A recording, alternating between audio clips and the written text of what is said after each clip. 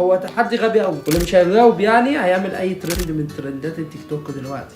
قبل ما نبدا الفيديو انزلوا اعملوا لايك واشتركوا في القناه واكتبوا كومنت واشتركوا في القناه وفعلوا الجرس وتابعونا على الانستجرام. تابعونا على الانستجرام، كل ده موجود في البايو. انا عايز متابعين. عايز متابعين. ده كداب، ده عايز بنات.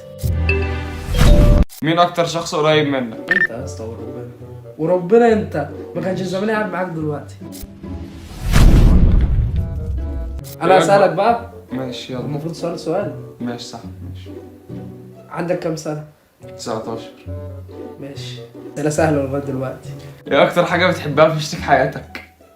شريكة حياتك. لو في شريك يعني تكون مهتمية بيا، بس هو مش هيكون فيه يعني. ايه رأيك في الحب من أول نظرة؟ المفروض ان انا اسألك. انت سألتني. انت سألتني بتاع شريكة حياتك، قلت يا رب وانت قلت لي عندك كام سنة؟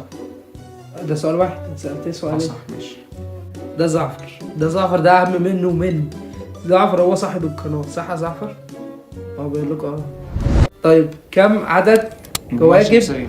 لا مش مجموعة شمسية، مجرد ضرب التبان. انا عارف الكواكب بتاعتنا. انا مش عارف الكواكب بتاعتنا اساسا. تقريبا 8. يلا انا طلعنا فنان. يلا ماليش دعوة. طب هات التليفون ولا في الأسئلة؟ لا ما انا جاوب على السؤال ده. مش هجاوب. 8. لا ضرب الدبانة. هما 8. ضرب التبانة مجرة كاملة. انت ما تعرفش اصلا. جاوب سؤال انت تبقى عارف. لا ماليش دعوة. ماليش دعوة. ماشي. يلا قالت لي ترند جايب شعرك على جنب ليه؟ جايب شعرك على جنب ليه؟ شعريات. عايز ايه؟ حواوش. عايز ايه؟ حواوش. درجة حرارة الشمس. يلا بقى. مليون درجة مئوية. والله العظيم اتأكد لك من الإجابة عشان انت غلطان وكده. أكد. 5500 درجة مئوية. طيب عايز اقلد ايه؟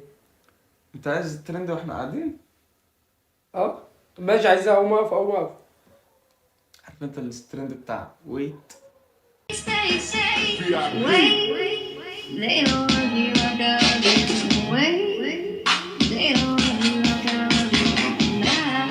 الهانة اللي انا كنت فيها دي.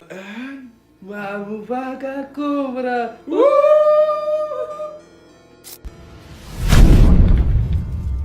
اديك سؤال قوي، زعفر هو اللي قاله لي. السؤال هو كم عدد محافظات مصر؟ عايز ترند ايه؟ زعفر ما ينفعش اللي انت عملته ده. باشا البلد حبيبي الحاج ضياء سمبل. ايه ده؟ الحاج ضياء سمبل. ماشي يا عم شوف. باشا البلد. باشا الحاج زعفر سمبل. اكتر موقف حسيت فيه بالعجز. سيب ده ورد على السؤال. اكتر موقف حسيت فيه بالعجز لما يا حبيبي بقى ما تزعلش بقى يا حبيبي. كمل يا ابني. لما صحيت من النوم ولقيت بيقولوا ان عمي توفى، كنتش عارف اقول ايه ساعتها. كداب بس مش. هو انا عايز اهزر في حاجه زي كده؟ انا عارف الاجابه الصح. لا ده بجد، ده اكتر موقف انا مش عارف الاجابه الصح في المدرسه يا ضياء. ايام المدرسه، ايام الابتدائي. لا حسيت بالعجز اللي انا مش عارف اعمل ايه ولا اقول ايه. ما انت كنتش عارف تقول ايه وتعمل ايه. ده بصراحه يا اسطى حد توفى يا اسطى. ماشي يلا.